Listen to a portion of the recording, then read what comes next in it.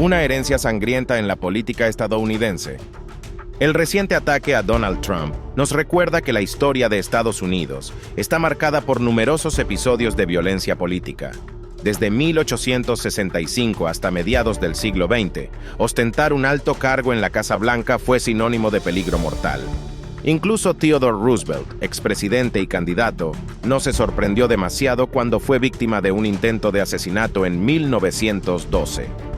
Ahora, en plena campaña electoral de 2024, Donald Trump ha sido blanco de un ataque, demostrando que los magnicidios no son cosa del pasado, sino una amenaza latente a pesar de los avances en seguridad e inteligencia.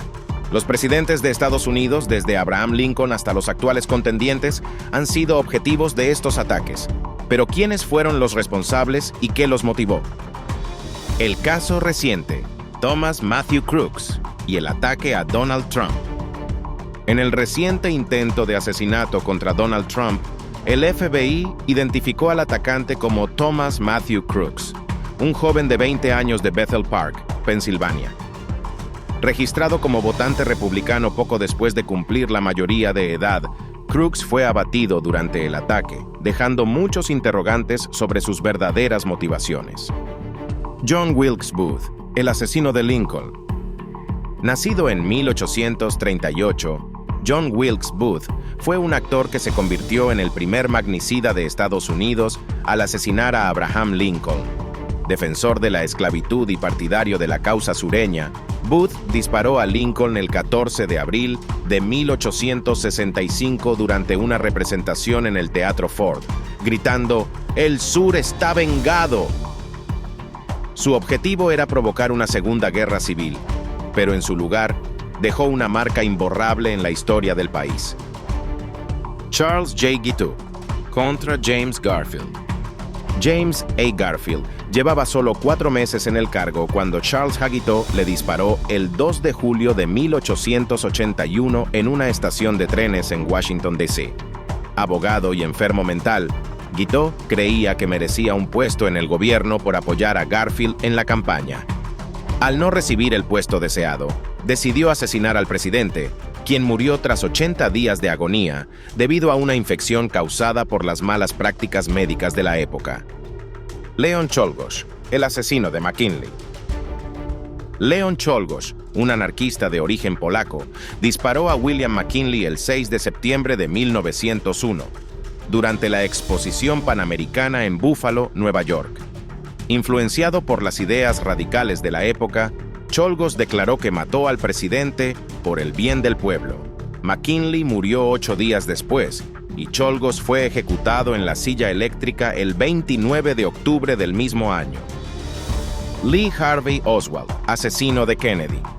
Lee Harvey Oswald, nacido en 1939, se hizo famoso por asesinar al presidente John F. Kennedy el 22 de noviembre de 1963 en Dallas, Texas.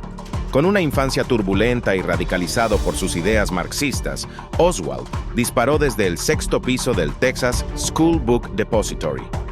Fue asesinado 2 días después por Jack Ruby, en lo que se convirtió en el primer asesinato televisado de la historia. John Schrank. La bala errante hacia Roosevelt. John Schrank, un inmigrante bávaro, disparó a Theodore Roosevelt el 14 de octubre de 1912 durante un meeting en Milwaukee, Wisconsin. Schrank afirmó que el espíritu del presidente McKinley le ordenó vengar su muerte. La bala no mató a Roosevelt, gracias a un guión de 50 páginas en su bolsillo que amortiguó el impacto. Schrank fue internado en un hospital psiquiátrico hasta su muerte en 1943. Arthur Bremer, el agresor de George Wallace. Arthur Bremer, nacido en 1950, intentó inicialmente asesinar a Richard Nixon, pero terminó disparando al gobernador George Wallace el 15 de mayo de 1972, durante un meeting en Laurel, Maryland. Wallace quedó paralizado y su carrera política se truncó. Bremer fue condenado a 63 años de prisión, siendo notable por su falta de motivación política y su búsqueda de reconocimiento a través de la violencia. John Hinckley Jr., el sueño de matar a Ronald Reagan. John Hinckley Jr., nacido en una familia acomodada, desarrolló una obsesión con la actriz Jodie Foster y se inspiró en la película Taxi Driver para planear el asesinato de Ronald Reagan. El 30 de marzo de 1981, Hinckley disparó 6 veces contra Reagan en Washington, D.C., hiriéndolo en el pecho. Declarado no culpable por razones psiquiátricas, Hinckley permaneció bajo supervisión médica hasta 2016. Gracias por acompañarnos en este recorrido histórico sobre esta herencia sangrienta que enmarca a esta poderosa nación. Estos trágicos eventos nos recuerdan la fragilidad de la democracia y la constante necesidad de protegerla. ¿Crees que pudieron haberse evitado estos atentados violentos? ¿Crees que necesitaban mejor seguridad y más escoltas? Te leo en los comentarios.